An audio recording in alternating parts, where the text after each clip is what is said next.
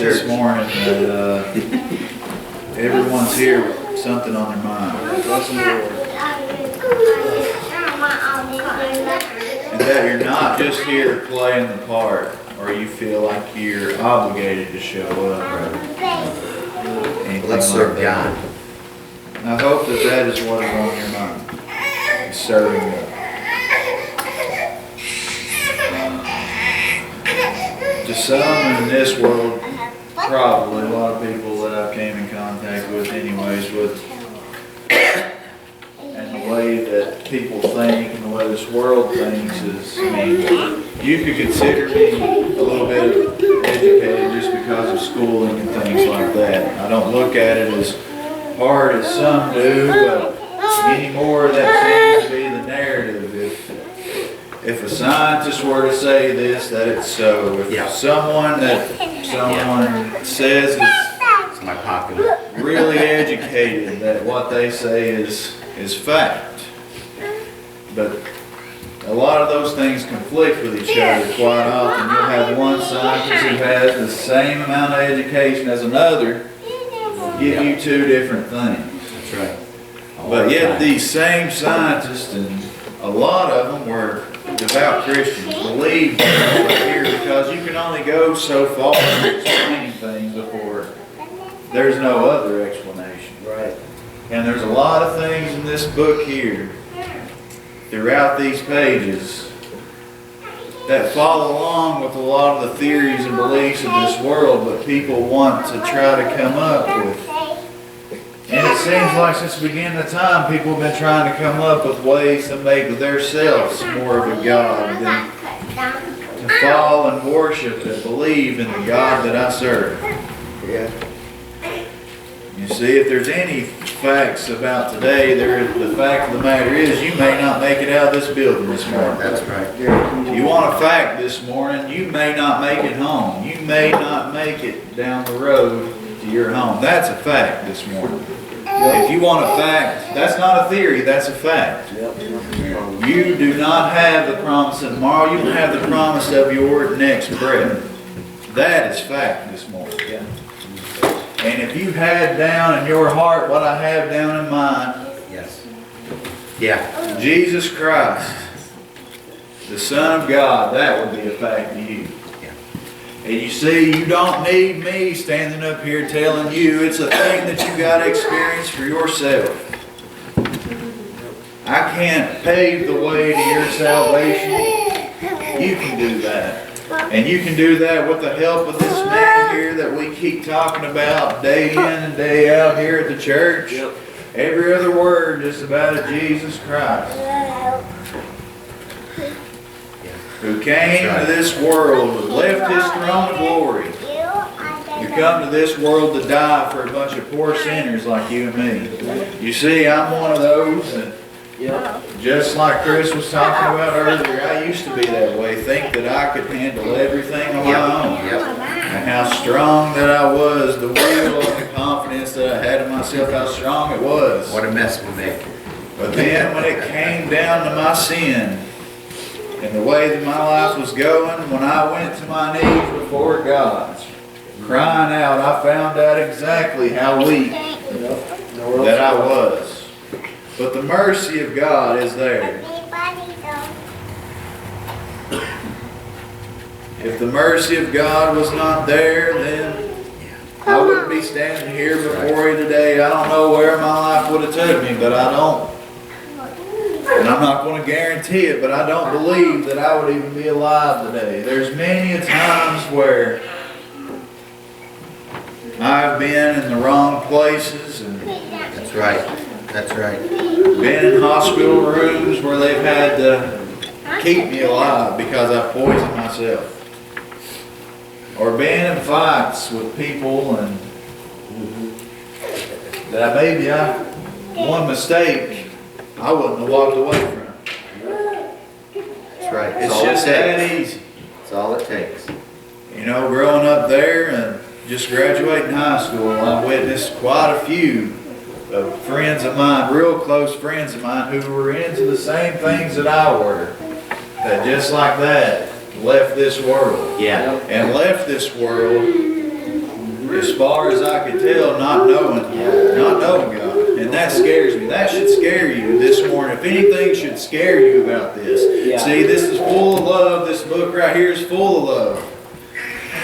From page to page almost, it's full of love of how much God loved you to send His only begotten Son to die for you. You see, but there's one thing that should scare you this morning is that I can tell you the name Jesus. I can tell you this over and over and over, but if you don't know Him, you're in bad shape. That's right. Yeah. If you don't know Him this morning, you're walking around a dead man. Yep. And that's just the way it is. That's the facts this morning. You see, you can take this world upon yourself and you can pretend that you've got it all figured out, but when it comes down to what's most important in this world, what's most important in your life, if you do not have Jesus Christ, then your worth here in this world is zero. That's right. fact this morning. Right. Let me tell you this morning now, my Lord here, He's blessed me beyond measure when I didn't deserve a single bit of it. Every time that I sing that song, I am blessed. It's not just words. No, I know. A little book here that was probably written about me, and that song there was probably written before I was even born. But you see, when they whipped my Lord up the hill, those stripes on His back and those thorns upon His head, they were put there for me, and I wasn't even born yet. But I served the Lord that could look a little bit further down the road and see that a poor sinner boy was going to fall on his face, just like Apostle Paul did. I wasn't blind naturally so here, but spiritually I was blind and laying on my face 7 miles underground in a dirty little hole, crying out to God to save my soul. And when I came up off my knees, that's where I believed that this old boy was saved. And just like Apostle Paul, my eyes were opened. Yeah. And it seems like the further and further I go with this, my eyes are getting a little bit bigger. That's right. That I can see the target at the end. You think about your life right now, what's important to you? You see, I can say this now, we're all adults sitting in this room, sitting up here. And as far as I can see, we all have children.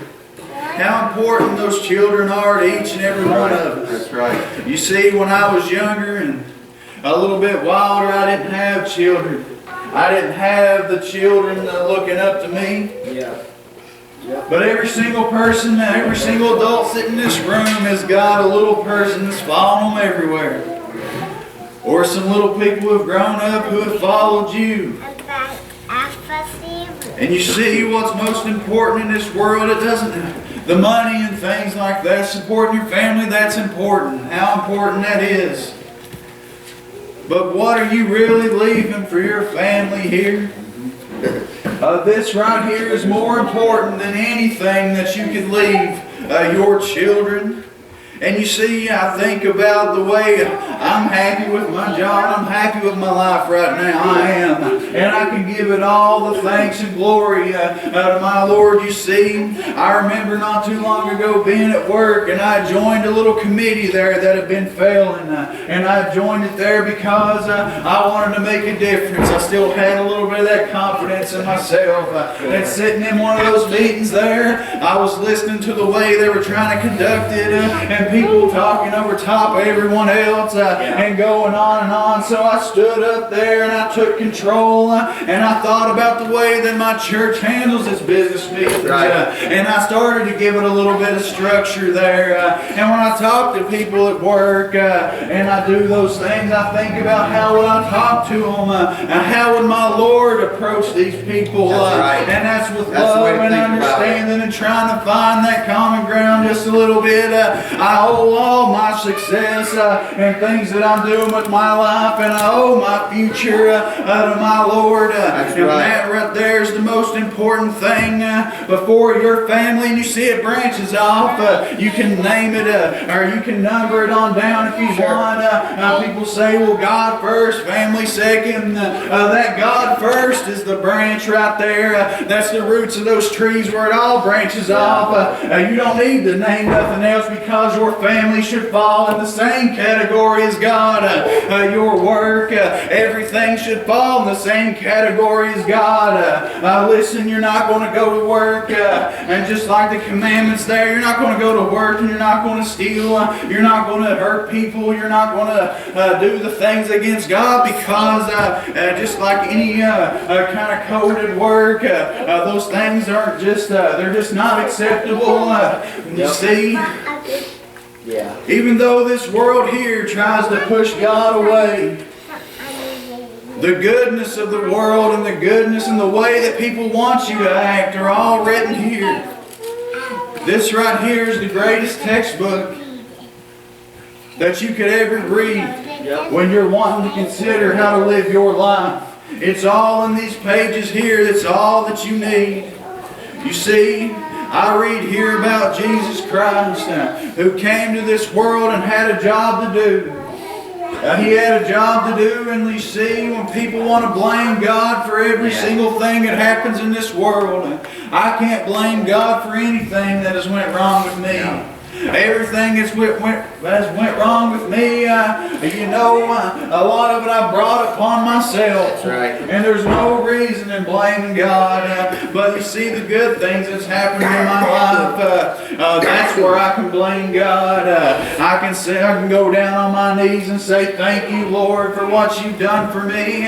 You see, when I read here about him, he would travel and the multitudes would follow him. No doubt, because you would hear about all the miracles that he was performing. Listen, a man, if you heard that a man was coming through Pilot Mountain here and giving sight to people who were blind and not using any tools at all. If you heard about a man who was grabbing the hand of people that were dead and telling them to rise, and just like the Bible says, they would straight away sit up. You would go and you would follow him too. And I read here about, you see, there's so many people in this world confused and down and don't know where to turn. I really love to read this little story here, and it's just short. And here in the Bible about the little lady who had the issue of blood, who gave everything that she had, trying to find a doctor, trying to find something to take care of this issue of blood. But then there come the multitudes, and that man Jesus Christ standing right in the middle as they were going through with his disciples, and she claws her way through the crowd, knowing if I could just touch him, that I could be made whole. She had faith, and she would have just, I don't believe, brother, that if she didn't have that faith, if she just walked up and touched him, I don't know if anything would have happened, because when she had cleared her way through, and she just reached out and touched the hem of his garment, and he could straight away feel the virtue leave his body, and it says at that moment she was made whole. Jesus Christ, you say you want to be Christ-like, don't turn your nose up to anybody, because you think about some of the preachers and the popes and all the people of this world. They try to keep you away from them. Don't touch them. But Jesus Christ, when he was touched here, he was higher and holier than any man that's walked this earth here. And he knew that someone had touched just the hem of his garment. If you come up and just barely touch my shirt, I may not even know it. But she just touched his clothing there. And he knew that someone had touched him there, because he said he had felt the virtue leave his body. And he told her, because of her faith, that is what Faith. that is what healed her there. That is what made her whole. And you see, I'll tell this, and then I'll let Jeremy come. Close it out. You see, when I read about that story, the reason that it resonates with me so well, even though it's not the same thing, I can remember when Rachel was put in the hospital over the infection she had in her blood. It wasn't the same issue that we're talking about here, but nevertheless it was an issue in her blood. And I remember when they took her back the deadliest. They had took her back there, and it was during the flu season, so I wasn't allowed to go back with her because I had my children with me. Yeah.